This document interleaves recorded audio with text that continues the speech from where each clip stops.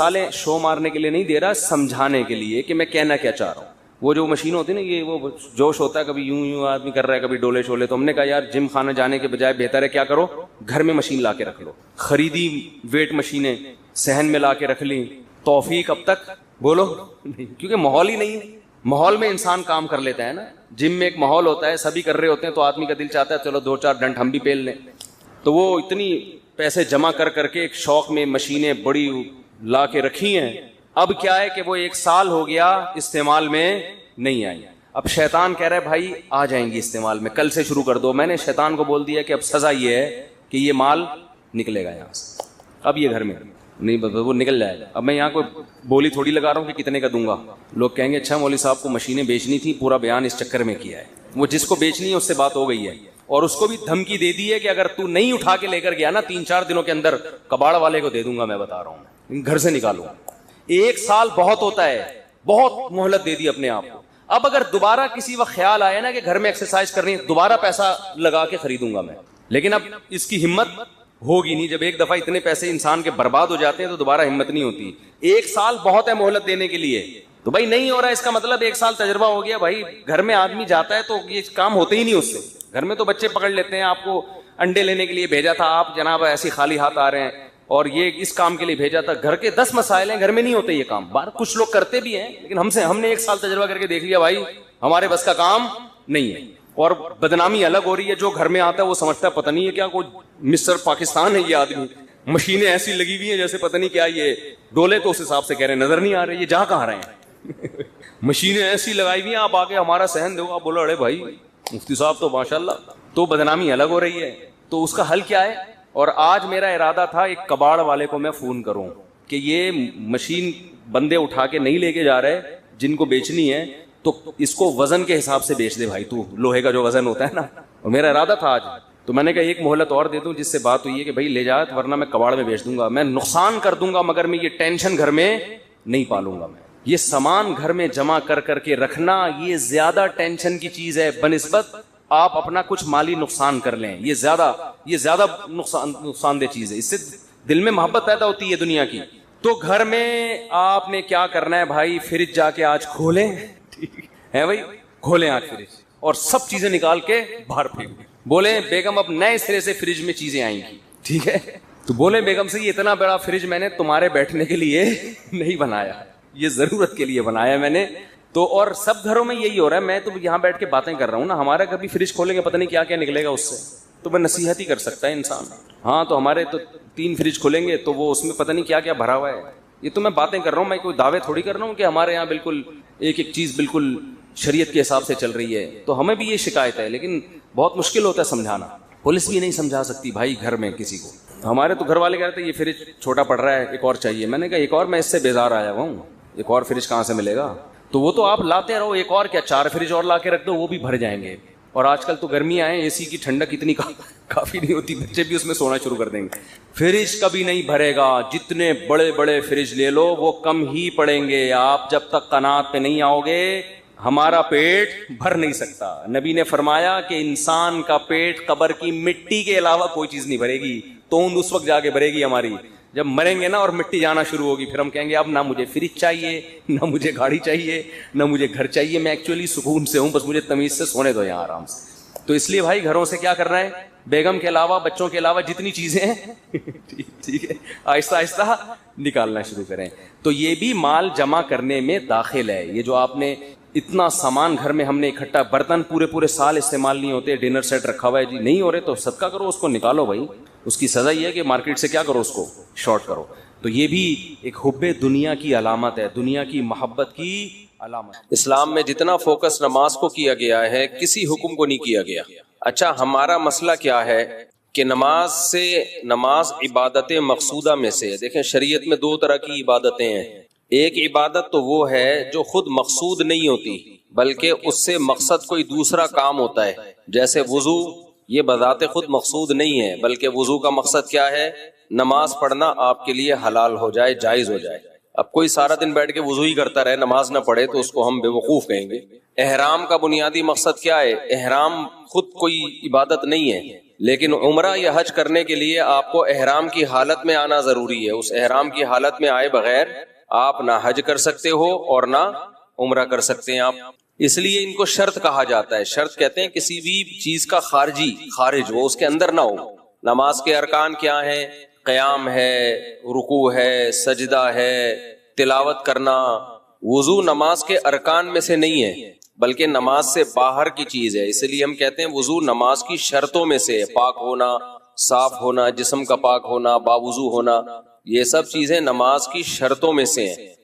اور کچھ عبادتیں ایسی ہیں جو بذات خود مقصود ہیں، جیسے نماز ہے، حج ہے، روزہ ہے، زکوٰۃ ہے.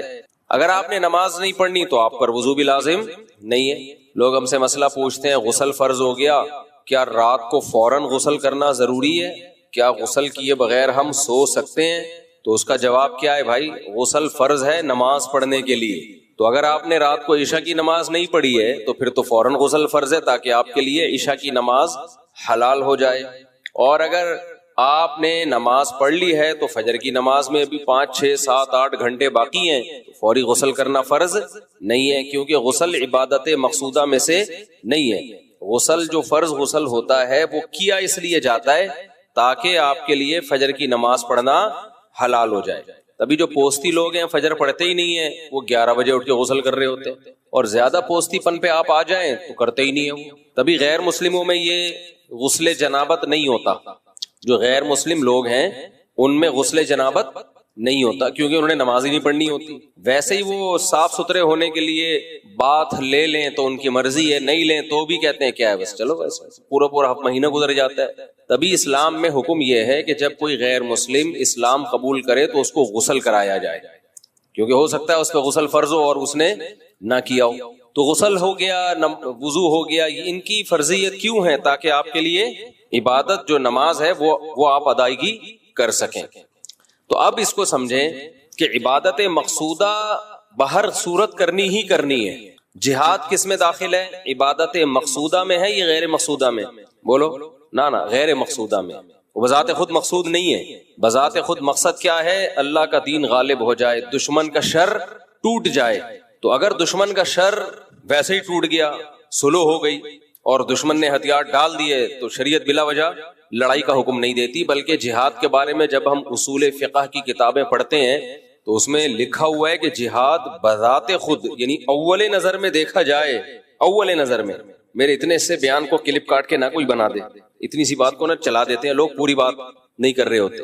پہلی نظر میں اگر دیکھا جائے تو فساد ہے، اس میں کوئی ایسا کام نہیں ہو رہا جو اللہ جس کو پسند کرتا ہو. مار کٹائی، قتل و غارت، معصوم لوگوں کی جانیں بھی جاتی ہیں. چاہے جب آپ جہاد کرتے ہو تو شریعت نے حکم دیا ہے کہ عورتوں بچوں کو قتل نہ کیا جائے، لیکن جب بھی بم گرے گا آپ نے نشانہ تو دشمن کے فوجیوں کو بنایا، لیکن بم کے دھوئیں اور چھرے کہیں نہ کہیں تو پہنچیں گے. بم تو یہ تھوڑی دیکھتا ہے کہ بھئی ادھر پھٹنا ہے، یہ ادھر ادھر دائیں بائیں اگر کوئی بے گناہ لوگ گزر رہے ہیں تو ان کی قریب سے گزر جانا ہے. غریبی میں 2 4 معصوم لوگ بھی مر جاتے ہیں اس سے.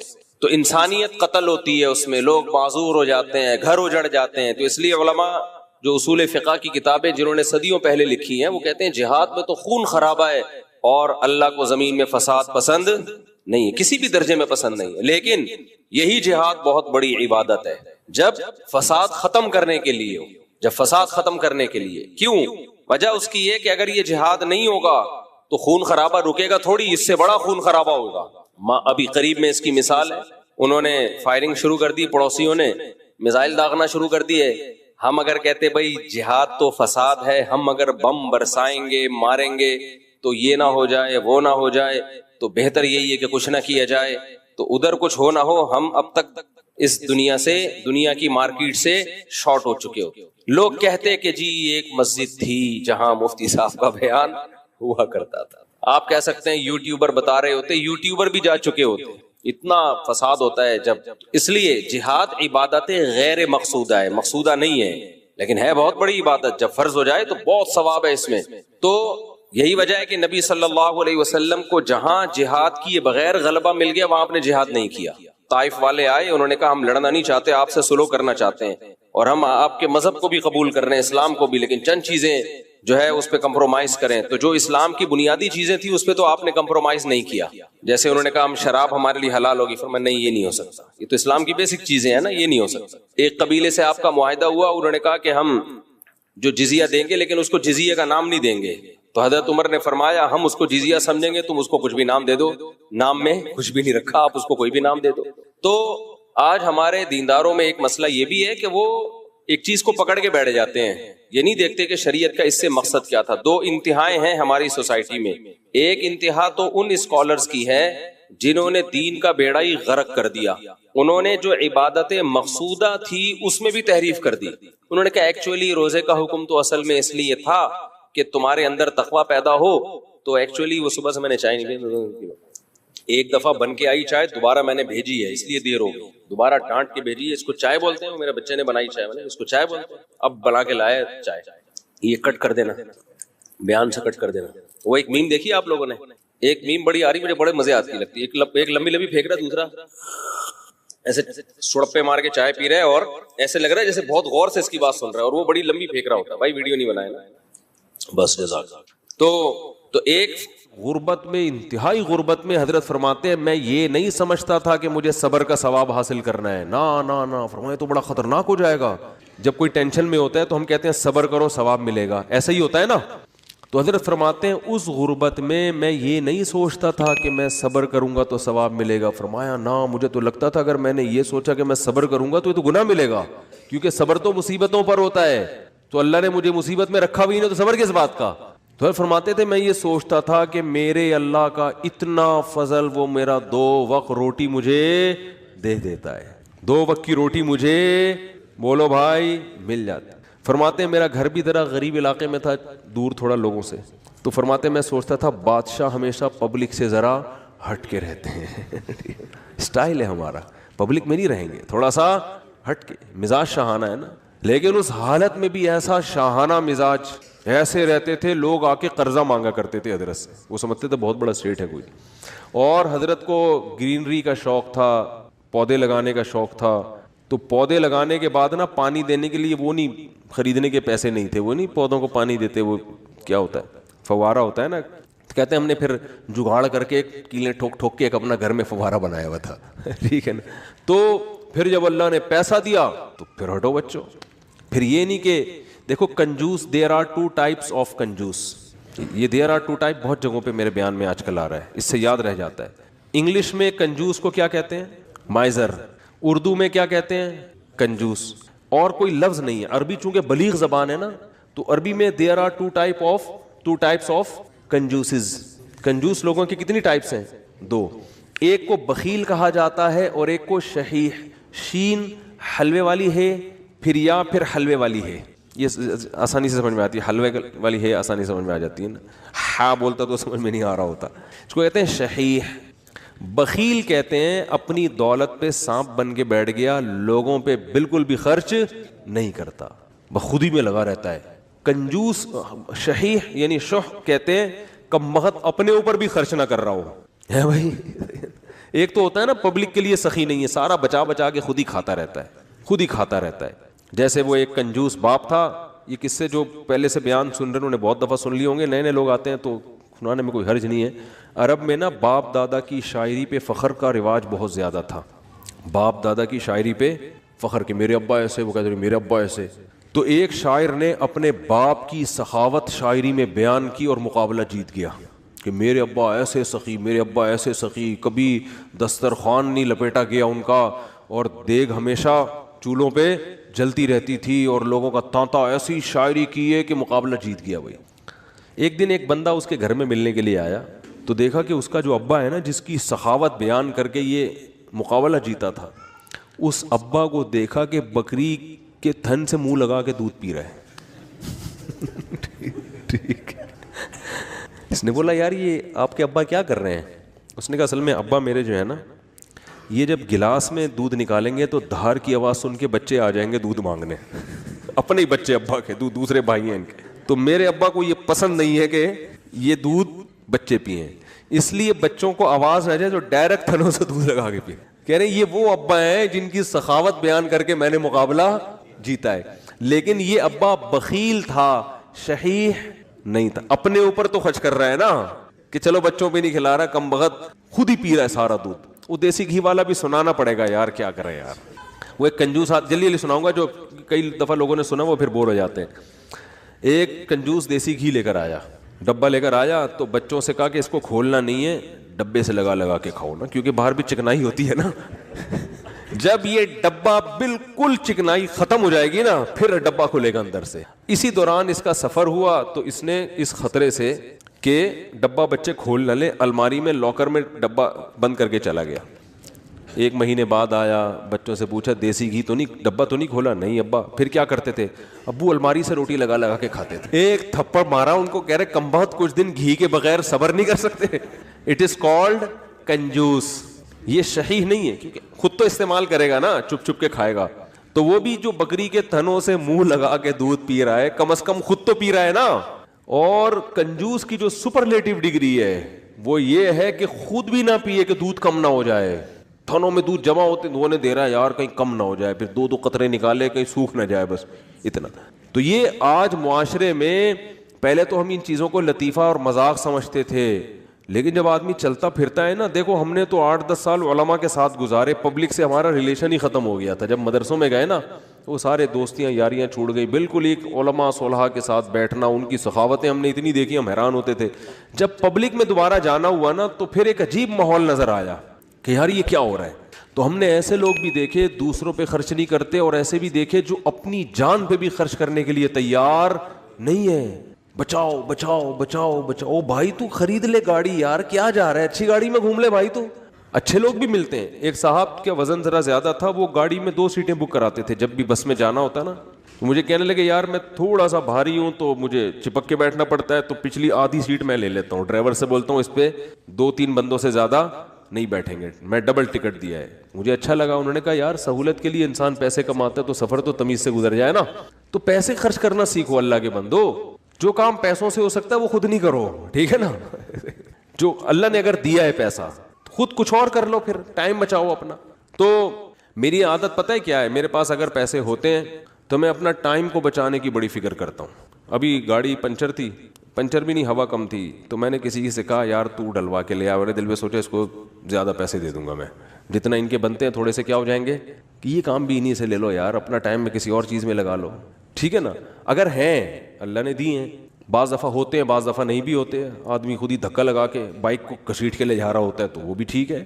تو جب ہوں تو الگ حکم ہے, جس دن جیب میں نہیں ہے تو پھر الگ حکم ہے. تو کیا بات چل رہی تھی, ہاں تو ہمارے حضرت کے پاس جب پیسہ آیا تو پھر حضرت شو روم میں گئے, فرمایا گاڑی چاہیے. انہوں نے کہا کون سی گاڑی ہے؟ فرمایا گاڑی دکھاؤ, گاڑی جس کو کیا کہہ سکتے ہو, لوگ بولیں کہ یہ کیا ہے, لوگوں میں فخر کے لیے نہیں, اپنے سکون کے لیے. تو پھر حضرت نے کویت کے شہزادے سے گاڑی خریدی تھی معذرت کے ساتھ. کس سے گاڑی خریدی؟ اپنا گھر نہیں بنایا, اس لیے کہ فرمایا کہ میری عمر اب 65 سال ہو گئی, اپنا ذاتی گھر کا کیا کرنا ہے میں نے. بچے اسٹیبل ہیں, ان کو لیے بھی کوئی پراپرٹی بنانے کی ضرورت نہیں, سب اچھا ان کی جاب بھی ہو گئی تھی بچوں کی, مدینہ یونیورسٹی چلے گئے تھے, تو ضرورت ہی نہیں ہے. انہوں نے کہا کوئی ضرورت ہی نہیں ہے گھر ور بنانے کی, تو گاڑی خریدو اچھی, گاڑی کی استعمال میں آ رہی ہے. لیکن ہمارے یہاں 65 سال میں پیسہ آئے تو سب سے پہلے ٹینشن کیا ہوگی, یار آج تک ذاتی گھر نصیب نہیں ہوا. کیا ہونا چاہیے اب؟ ابے اب تو پیسہ آیا, 10-15 سال رہ گئے, کھا لو یار بیٹھ کے, اچھا کھا لو.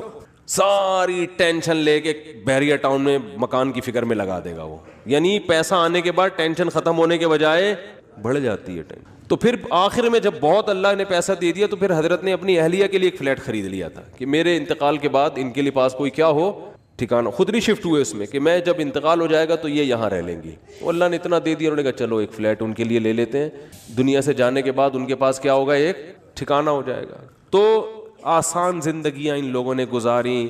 تبھی جب بھی ان کے پاس جاؤ, جب غربت میں تو بھی خوش, پیسہ آیا تو بھی خوش, ایک جگہ بہت پیسہ ڈوب گیا تو کاروبار میں لگایا تو بھی خوش. اتنی سی کہتے ہیں نا پیشانی پہ کوئی لکیر آ جائے نا کہ اتنا. اور اس دور میں جن لوگوں نے اس کاروبار میں پیسہ لگایا تھا ان میں بہت سے ہارٹ اٹیک سے مر گئے تھے.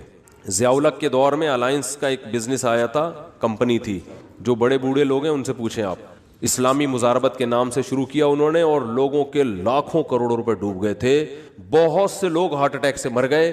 حضرت نے ان کا نام شہدائے الائنس رکھ دیا. فرمایا یہ اچھی شہادت نہیں ہے. اللہ پوچھے گا کیوں جان دی؟ اے اللہ اس پیسے کے پیچھے ٹینشن بہت. تو اللہ کہے گا کم بخت مسافر خانہ تھا, 2 روٹی صبح تجھے ملتی تھی, 2 روٹی. اور ان کو تو مالداروں کو تو جن کے پیسے اتنے ڈوب رہے ہیں تو اور زیادہ لگژری لائف اسٹائل ہوتا ہے, تو زیادہ سے زیادہ گھر بک جائے گا تو کرائے پہ رہ لے.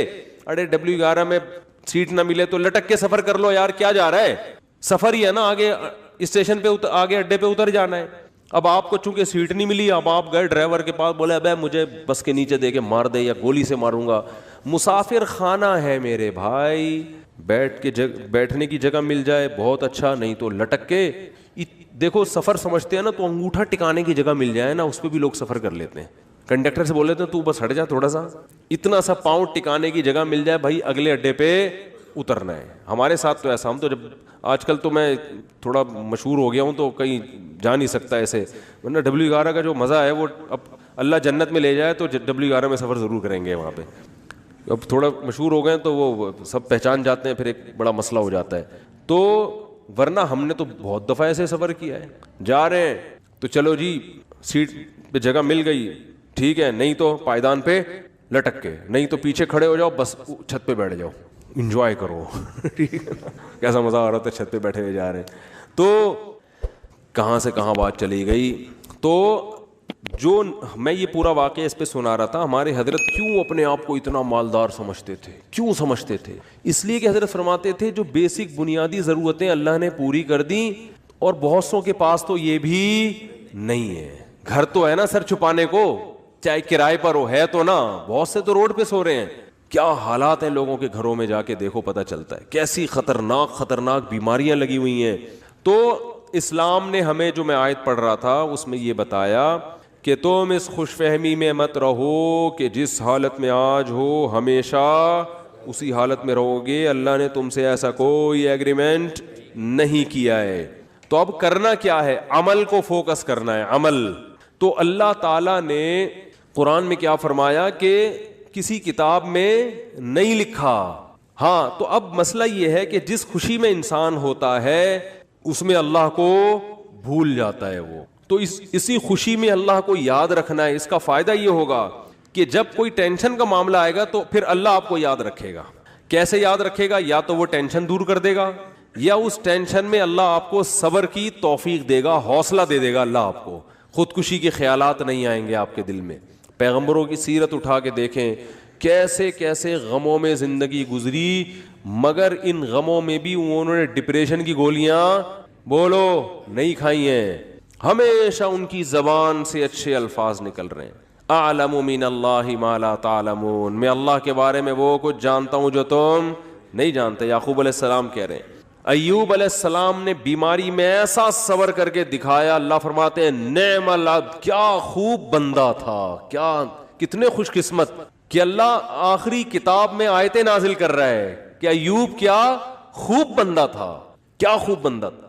دیکھو ایوب علیہ السلام بیماریوں میں, اگر بیماریوں میں زندگی نہ گزری ہوتی تو اتنے خوبصورت الفاظ ان کے لیے آخری کتاب میں نازل ہوتے. فرض کر لو صحت میں زندگی گزر گئی ہوتی, تو گزر تو گئی نا, ختم. اب بیماری میں گزری ہو یا صحت میں, جو چیز جو پاسٹ بن گیا وہ اچھا ہو برا ہو, اب اس سے انسان کو کوئی سروکار نہیں ہوتا. جو گزر گئی ختم. تو صحت میں زندگی گزرتی اتنا انعام نہ ملتا. اللہ فرماتے ہیں نعم العبد, کیا خوب بندہ تھا. اور اللہ نے ایوب علیہ السلام کی زوجہ کی بھی تعریف کی بہت زیادہ.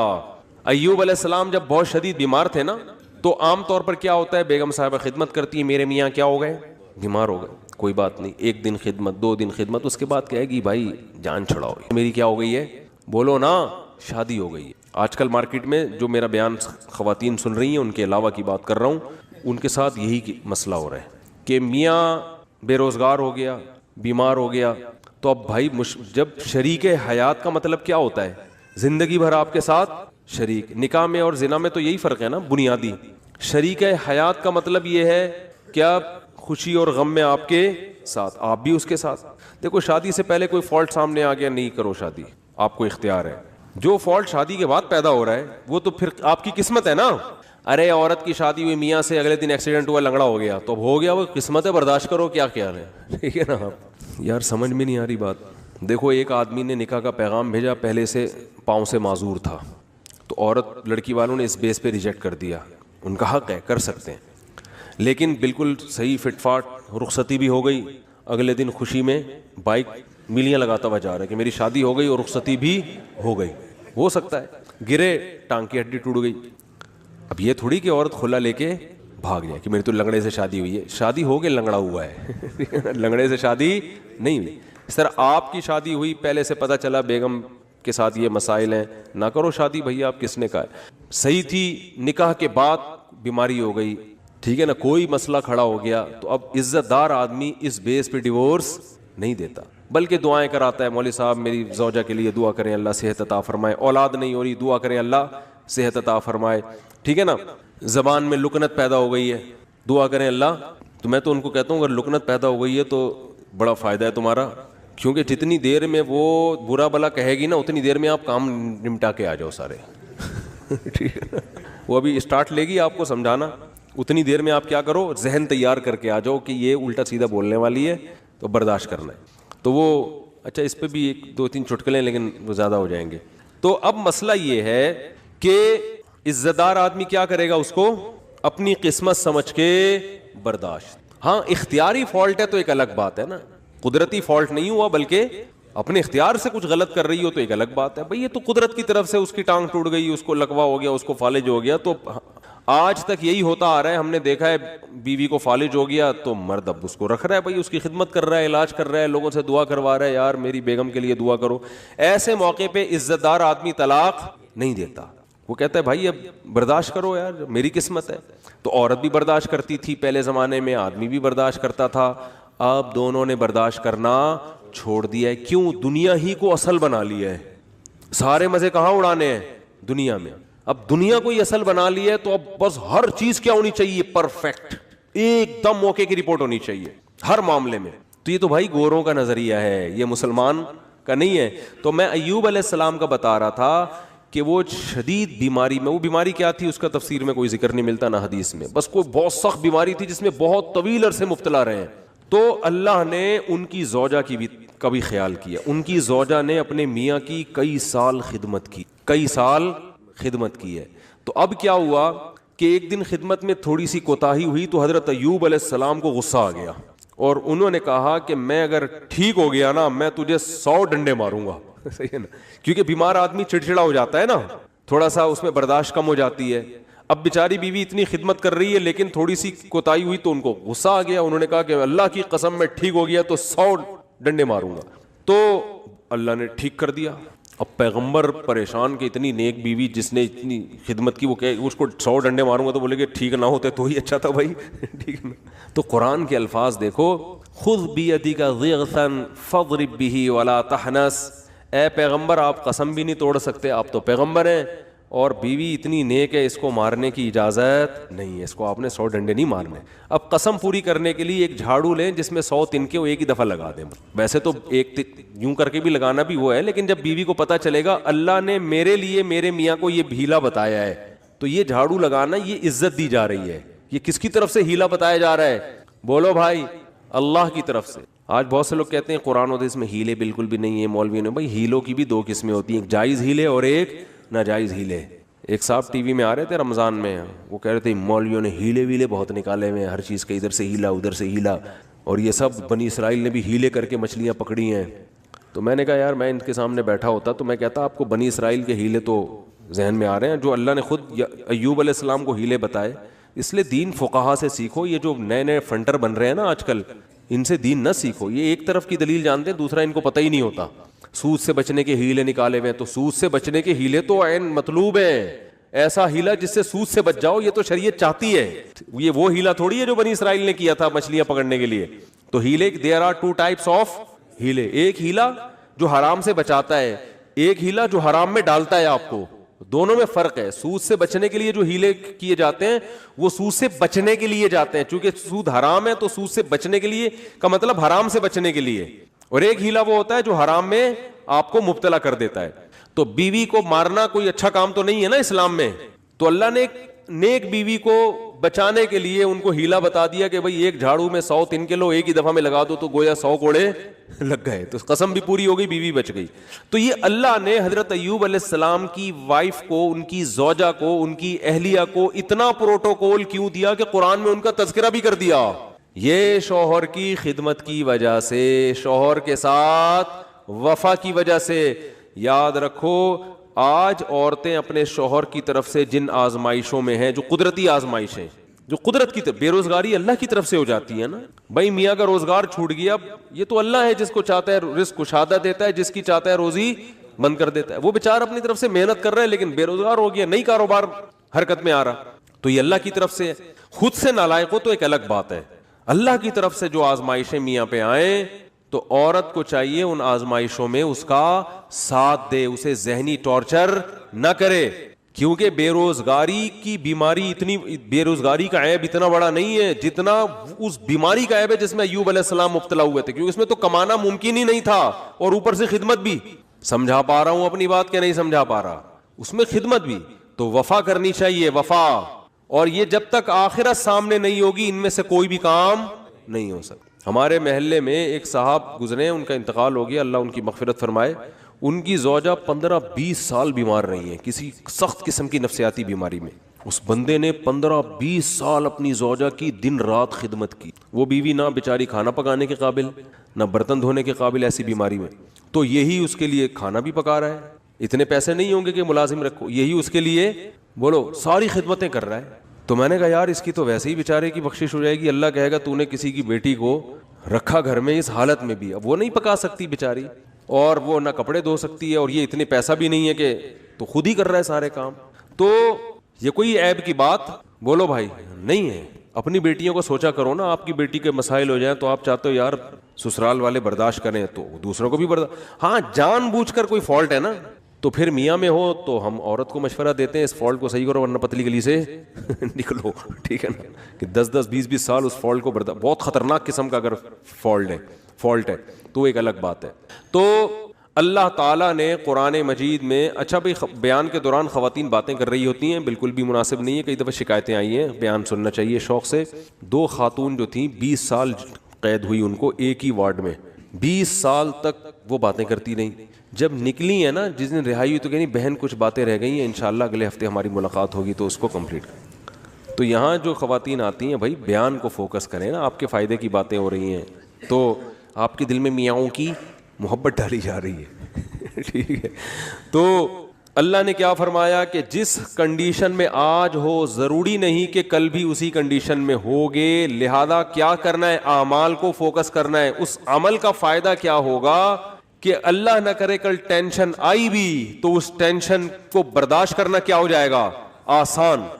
میں جمعے کی خطبے میں یہ حدیث اکثر پڑھتا ہوں. حضرت عبداللہ ابن عباس بالکل نو عمر تھے، آپ صلی اللہ علیہ وسلم کے ساتھ سواری میں پیچھے بیٹھے تو آپ صلی اللہ علیہ وسلم فرمائے یا غلام، اے نوجوان، اے لڑکے، میں تجھے نصیحت کرتا ہوں، احفظ اللہ یحفظک، اللہ کے دین کی حفاظت کر، یعنی اللہ کے احکام کو پورا کر، اللہ تیری حفاظت کرے گا. احفظ اللہ یحفظک، احفظ اللہ تجدہ تجاہک. جب کوئی یعنی شریعت کا حکم آئے نا تو اس میں اللہ کے حکم کو مقدم کرو. تو جب کوئی مصیبت آئے گی تم اللہ کو اپنے سامنے پاؤ گے. اللہ یا تو وہ کام پورا کر دے گا یا اللہ آپ کو تسلی دے دے گا کہ بھائی میں ہوں تمہارے ساتھ، اس ٹینشن کو برداشت کرو، یہ ہمیشہ کے لیے نہیں ہے. اس پہ اللہ تمہیں بہت نوازے گا، جب تھپکی ملے گی، تسلیاں ملیں گی. اور پھر فرمایا کہ وَعْلَمْ أَنَّمَا أَصَابَكَ لَمْ يَكُنْ لِيُخْطِئَكَ. ٹینشن ختم کرنے کے 2 طریقے نبی نے بتا دیے یہاں پہ. ایک تو عمل صحیح کر لو تو ٹینشن میں اللہ آپ کے ساتھ ہوگا. دوسرا طریقہ تقدیر پر ایمان. فرمایا انما اصابک، جو مصیبت تمہیں پہنچی ہے، یعنی مطلب حدیث کا یہ کہ تمہاری حماقتوں سے نہیں. بھائی آپ صحیح سب کچھ صحیح کر رہے ہو تو پھر بھی اللہ کی طرف سے آزمائشیں آ جاتی ہیں. تو لم یکن لیخطئک، یقین کر لو یہ لازمی پہنچنی تھی، یہ تم سے خطا ہو ہی نہیں سکتی تھی. تو جب ایک کام لازمی ہونا ہی تھا تو اس میں ٹینشن کس بات کی؟ ابے کیا ہو گیا بھائی، جب ایک کام ہونا ہی ہے، نہ ہونے کا تو سوال ہی پیدا نہیں ہوتا، تو بھی ٹینشن کس بات؟ یہ تو ہونا تھا، یہ تو ہوگا، یہ تو ہوگا بھائی. لیکن چونکہ ہمیں ٹینشن سے پہلے نہیں پتا ہوتا کہ کیا ہوگا تو ہم اسباب اختیار کرتے ہیں. پورے کامیابی کے اسباب اختیار کرے پھر بھی نہیں ہوا. بھائی یہ تو اللہ نے ایسے ہی لکھا ہوا تھا. غزوہ احد میں 70 صحابہ شہید ہو گئے. کتنی بڑی ٹینشن صحابہ کے لیے, کتنی بڑی ٹینشن. تو اللہ نے کیا فرمایا, کوئی ٹینشن کی بات نہیں ہے. یہ شکست بھی مقدر میں لکھی ہوئی تھی اور یہ شہادتیں بھی مقدر میں لکھی ہوئی تھی, کوئی ٹینشن کی بات نہیں ہے. رہا یہ مسئلہ کہ تم سے غلطی ہوئی تھی, مشورے پر عمل نہیں ہوا, نبی کا حکم تم سے ٹوٹ گیا, تو اس کی وجہ سے یہ ٹینشن پہنچی ہے, تو اس سے تم نے چونکہ توبہ کر لی ہے تو وہ والی ٹینشن بھی کیا ہو گئی, ختم. آخرت کا نقصان کا خطرہ تھا کہ نبی کے جو حکم دیا تھا گھاٹی پہ رہنا ہے, تو وہ توبہ سے معاف ہو گیا. باقی رہا یہ شکست, کوئی مسئلہ نہیں. وَيَتَّخِذَ مِنْكُمْ شُهَدَاءَ, اس میں مثبت چیزیں سوچو کہ اللہ چاہتا تھا تم میں بہت سے لوگوں کو شہادت کا مرتبہ دینا, تو اللہ نے ان کو جلدی آزمائشوں سے نکال کے جنت میں پہنچا دیا. اور کیا چاہیے.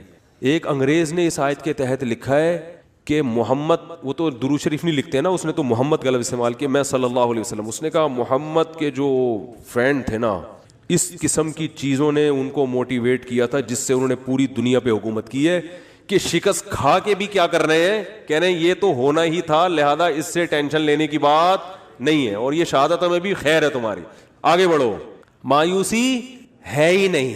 ٹھیک ہے نا. ہمارے یہاں پتہ ہی کیا سمجھا کہ مایوسی کفر ہے, تو اس کا مطلب یہ سمجھا جاتا ہے کہ میں جہاں شادی کرنا چاہتا ہوں وہاں شادی ہو کے رہے گی, کیونکہ مایوسی کیا ہے, کفر ہے.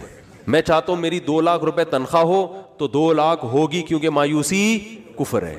یہ غلط مطلب ہے, سمجھ رہے ہو. ایسا تو پھر بہت سے لوگوں کے ساتھ نہیں ہوتا, پھر اور مایوسی ہوگی, آدمی کہتا ہے یہ تو اور ڈبل گناہ, کفر کا گناہ بھی ہو رہا ہے اور پیسے بھی نہیں مل رہے. ہم کہتے ہیں میں صحت بناؤں گا تو صحت بنے گی کیونکہ مایوسی کفر ہے. یہ مطلب نہیں ہے. مطلب یہ ہے کہ اللہ سے یہ امید لگائی جائے کہ جو ہوگا اچھا ہی ہوگا میرے حق میں. میں چاہتا ہوں میرا اچھا روزگار مل جائے, 2 لاکھ تنخواہ نہیں ہو رہی, 1 لاکھ ہے, اسی 1 میں اللہ کیا کرے گا, برکت دے گا. روزگار نہیں مل رہا, کوئی بات نہیں, اسی میں اللہ کیا کرے گا, برکت دے گا. نہ ملنے میں بڑے فائدے ہیں.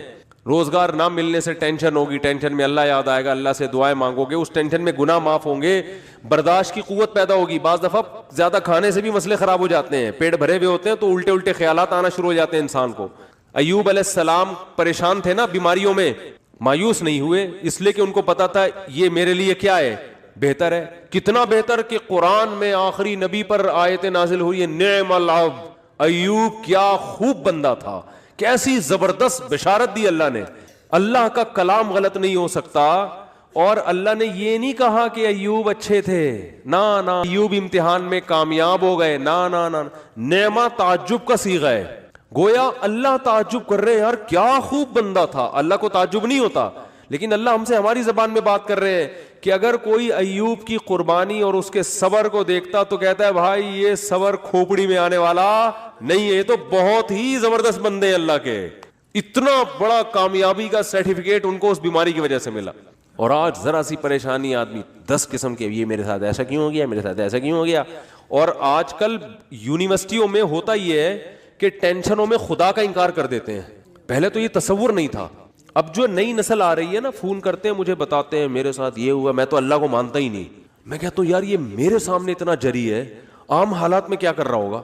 تو نہ مانو, اللہ کو آپ کے منوانے کی کوئی ضرورت نہیں ہے. وہ سمجھتے ہیں کہ مجھے ترس آئے گا, ہائے بیچارے کے ساتھ اتنا غلط ہو گیا کہ یہ تو اللہ کو ہی نہیں مان رہا, ہائے ہائے ہائے, یہ تو آ جاؤ میں تمہیں تسلیم. میں کہتا ہوں بھائی تو نہ مان, جس خدا نے تجھے پیدا کیا ہے کم بخت تو اس کی نہیں مان رہا, تو ہماری کیا مانے گا ہے.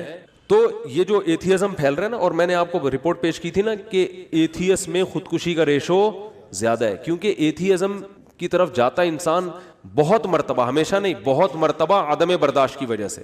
تھوڑی سی پریشانی آئی, اللہ کہاں ہے, اللہ میرے مسئلے کیوں نہیں حل کر رہا, تو پھر وہ اللہ ہے. اللہ پر ایمان کا مطلب وہ اللہ ہے, اس کو اللہ مانا جائے, تو اللہ کا مطلب اختیارات اس کے پاس ہے, میرے پاس نہیں ہے, تو اپنے حساب سے آپ کو چلائے گا, وہ آپ کے حساب سے نہیں چلے گا. پھر یہ ایتھیسٹ کہتے ہیں دعائیں قبول نہیں ہوتی, دعائیں قبول نہیں ہوتی. آج کل یہ نوجوان لڑکوں کو بہت ہے, یار میں اتنے دنوں سے دعا مانگ رہا ہوں قبول ہو نہیں رہی. کوئی اللہ نہیں ہے, سب مولویوں نے لوگوں کو بیوقوف بنایا ہوا ہے. ابے جن مولویوں کے تم کہہ رہے ہو بیوقوف بنایا ہوا, وہ تم سے زیادہ دعائیں مانگ رہے ہوتے ہیں. اگر بیوقوف بنایا ہوا ہوتا وہ نہیں مانگتے, تمہیں کو لگایا ہوا ہوتا دعاؤں پہ انہوں نے. لیکن وہ جب دعا مانگتے ہیں ان کو قبولیت سے کوئی سروکار ہوتا ہی نہیں. ان کا مطلب ہوتا ہے اپنی فائل اللہ کی عدالت میں فائل کر دینا, اپنے ڈاکومنٹس اللہ کی عدالت میں جمع کرا دینا. یار تسلی اللہ کو بول دی ہے, اب جو ہوگا صحیح ہوگا. یہ تو اس لیے دعائیں مانگتے ہیں یعقوب علیہ السلام ساری زندگی دعائیں مانگتے رہے, اللہ اولاد ملا دے, اولاد ملا دے, اولاد سے میری ملاقات کرا دے, میرے بچے کو محفوظ فرما لے, ہے نا, دعائیں مانگتے رہے, دعائیں مانگتے رہے. آنسر کیا آیا, دوسرا بچہ بھی گم گیا. یہی ہوا نا, بنیامین جو دوسرا بیٹا تھا وہ بھی بھائیوں نے یہ کہا کہ وہ بھی. تو اب کیا کہہ رہے ہیں, فصبر جمیل, صبر کروں گا اور صبر میں بھی جمال پیدا کروں گا. جمال کا مطلب خوبصورت صبر ہوگا. علماء کہتے ہیں صبر کی دیر آر 2 types آف صبر. ایک صبر یہ ہوتا ہے کہ آدمی واویلا تو نہیں کرے, نافرمانی تو نہیں کرے, لیکن ٹینشن سے منہ سے اور یوں ہی بنا رہے ہیں, کیا ہے نہیں ہو تو بس منہ سے نکل نہیں رہے الفاظ ہیں کہ ٹھیک ہے صبر کریں گے, کیا مقدر میں یہی لکھا ہوتا. ایسا ہوتا ہے نا, جیسے آپ بولیں کہ یار ماشاءاللہ آپ کیا گھر میں حالات کیسے, صحیح چل رہے ہیں, بس کیا کریں, دنیا مسافر خانہ ہے, مفتی صاحب سے بیان میں سنا تھا, بس کیا ہے, ٹھیک ہے اللہ ہے بھائی, ٹھیک ہے, جب اس کا حکم ہوگا تو سن لے گا ہماری بھی دعا. اس کو کیا کہتے ہیں, اونلی صبر. اس کو کیا کہتے ہیں, اونلی صبر. چلو گناہ نہیں کر رہا کم بخت, اللہ کا انکار نہیں کر رہا, کوئی حرام کام نہیں کر رہا. اور ایک ہوتا ہے صبر جمیل, ایسا صبر کے ہٹو بچو ہو جائے جیسے ایوب علیہ السلام نے کیا. وہ صبر یہ ہوتا ہے کہ ذرہ برابر اپنے ایٹیٹیوڈ سے اور اپنی زبان سے شکایت نہ جھلک رہی ہو. جیسے ہمارے حضرت نے غربت میں فرماتے ہیں کہ جو میں صبر نہیں کرتا تھا کیونکہ مجھے ڈر لگتا تھا گناہ نہ ہو جائے. اللہ کہے گا صبر تو مصیبتوں پہ کیا جاتا ہے, تجھے مصیبت کہاں پہنچی ہوئی ہے, بلکہ میں اپنے آپ کو کیا سمجھتا تھا, بادشاہ ہوں, اس لیے میں لوگوں سے الگ رہتا ہوں. تو اس کو سرے سے مصیبت سمجھ ہی نہیں رہے ہیں, بلکہ کیا کہہ رہے ہیں, صبر جمیل. کیا کرنا ہے, ایسا صبر جس میں کیا ہو, جمال ہو. اور لا تیأسوا من روح اللہ, اے میرے بچوں اللہ کی رحمت سے نا امید مت ہو. اعلم من اللہ ما لا تعلمون, میں اللہ کے بارے میں وہ کچھ جانتا ہوں جو تم نہیں جانتے. رو بھی رہے ہیں, اب آپ کہہ سکتے ہیں جب اپنے عمل سے بھی شکایت نہیں کرنی, زبان سے بھی, تو پھر رو کیوں رہے ہیں؟ یہ غیر اختیاری ہے, اس پہ کوئی پکڑ نہیں ہے, اور یہ آپ کے دل کے زندہ ہونے کی دلیل ہے. کیونکہ رونا بھی نہیں آ رہا بچے کے گمنے میں, اس کا مطلب آپ کے سینے میں دل ہی نہیں ہے. پھر تو قربانی نہیں ہے نا. اتنا غم تو ہوگا تو غم زدہ ہوں گے نا. اگر مثلا کوئی آدمی بچہ گم گیا اور اب یہ گھوم رہا ہے آرام سے, کیا بچہ گھوم گیا, صبر جمیل کریں گے, کچھ بھی نہیں ہے, تو یہ صبر جمیل نہیں ہے, اس کا مطلب یہ اس کا بچہ تھا ہی نہیں. حقیقت اپنا بچہ ہوتا تو اتنے مزے سے نہیں گھوم رہا ہوتا. ٹینشن یہ نیچرل ہے, آنکھیں بھی بہیں گی, غم بھی ہوگا, ٹینشن بھی ہوگی. زبان سے جو چیز غیر اختیاری ہے اس پہ پکڑ نہیں ہے. ہمارے نبی کی نواسی کا انتقال ہوا آپ کی گود میں, آپ کے آنکھوں سے آنسو ٹپکنا شروع. صحابہ نے عرض کیا یا رسول اللہ آپ تو صبر کی تلقین کرتے ہیں, تو آپ نے کیا فرمایا, آنکھیں بہہ رہی ہیں, دل غم زدہ ہے. یہ یعنی مطلب یہ کہ یہ دو چیزیں ہمارے اختیار میں, نہ آنکھوں کو روک سکتے ہیں نہ دل کو غم زدہ ہونے سے روک سکتے ہیں. زبان وہی کہے گی جس پہ اللہ راضی ہے. زبان کہے گی کہ جو اللہ کا حکم تھا, ما قدر اللہ, جو اللہ کے فیصلے ان فیصلوں پر راضی. لیکن جب اس ٹائپ کا صبر ہوتا ہے نا جو غیر اختیاری, تو وہ اعتدال سے ہوتا ہے. یعنی اس ٹائپ کا جو غم ہوتا ہے نا وہ اعتدال سے ہوتا ہے, اس میں آنسو بھی نکلتے ہیں, دل بھی غم زدہ ہوتا ہے. آج کل جو غم ہو رہے ہیں نا, جس طرح سے چیخنا پیٹنا, ہاں ہو میرے ساتھ یہ ہو گیا, گھر میں دیکھو نا کیا ہو رہا ہے. روزگار آپ گئے کہیں جاب کی تلاش میں, نہیں ملی جاب, انٹرویو میں فیل ہو گئے, باہر نکل کے چیزیں توڑ رہا پھوڑ رہا ہے, بیگم کا فون آیا اس کو گالیاں دینا شروع کر دی. یہ غیر اختیاری نہیں ہے, یہ کیا ہے, بولو اختیاری. ہمارے جاننے والوں میں کسی کے بھائی کا انتقال ہو گیا, بھائی کو بھائی سے بڑی محبت تھی, جب دفنانے میں نا وہ کیا کر رہا ہے, اپنے بھائی سے بڑی محبت, حادثے میں انتقال ہو گیا, قبر کے پتھر سے سر اپنے پھوڑ رہا ہے. ہمارے امام صاحب نے اس کو پکڑا, بھائی تیرا سر پھٹ جائے گا, کیا رو رہا ہے, چیخ رہا ہے. قبرستان میں وہ جو سلیبیں ہوتی ہیں نا جو رکھی ان پہ سر مار رہا ہے اپنا جا کے. یہ لوگ تو کہیں گے ماشاءاللہ بڑی محبت ہے, لیکن یہ بے صبر ہونے کی دلیل ہے. رو بھائی پابندی, یہ جو بالکل حواس باختہ اور رونا اور چیخنا اور یہ وہ جو ہمارے گھروں میں آج کل میتوں میں ہوتا ہے, اور مسئلہ ہو گیا تو چیزیں اٹھا کے پھینک رہا ہے, اور اس کو سمجھتے ہیں کہ میں اپنا بس غصہ نکال رہا ہوں, تو یہ گدھے ہونے کی تو دلیل ہو سکتی ہے. میرے بھائی میں اس کو نہیں کہہ رہا, وہ تو بیچارہ غمزدہ تھا, اللہ تعالیٰ اس کے غم کو دور کرے, لیکن یہ شریعت میں پسندیدہ کام نہیں ہے.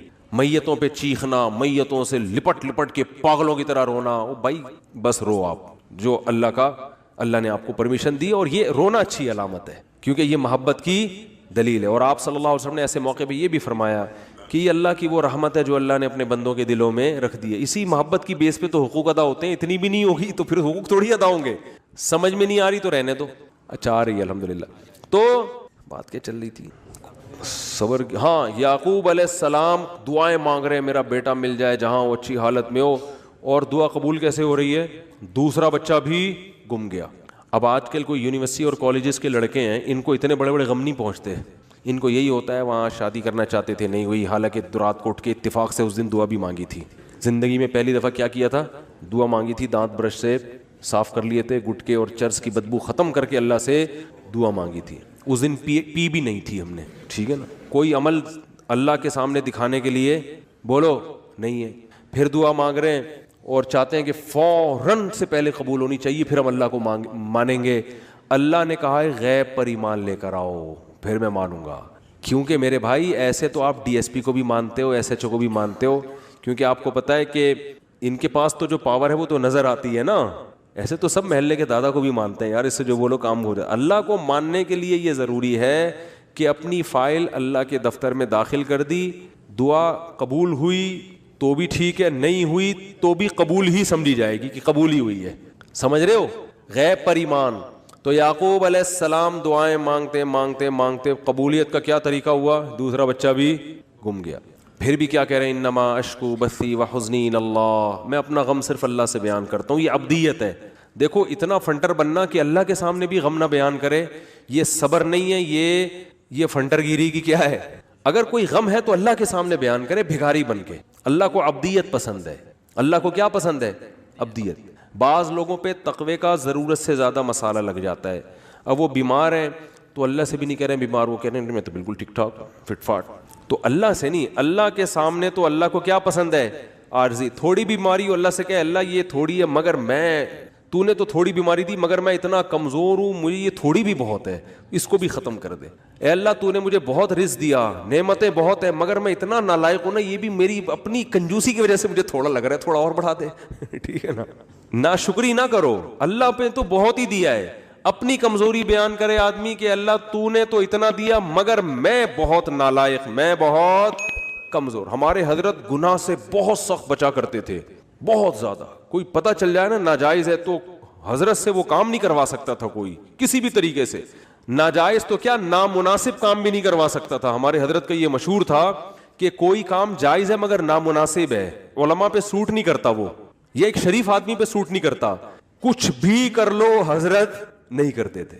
اتنا تقویٰ. اس کے باوجود فرماتے تھے میں اللہ سے دعا میں یہ کہتا ہوں کہ اللہ میرے پلے عمل کچھ بھی نہیں ہے, میرے پلے عمل کچھ بھی نہیں ہے اور نہ مجھ سے کچھ عمل ہوتا. تہجد میں 5 پارے پڑھ رہے ہیں اور دعا کیا کر رہے ہیں؟ اللہ ہم سے عمل نہیں ہوتا, ہم کمزور ہیں, تو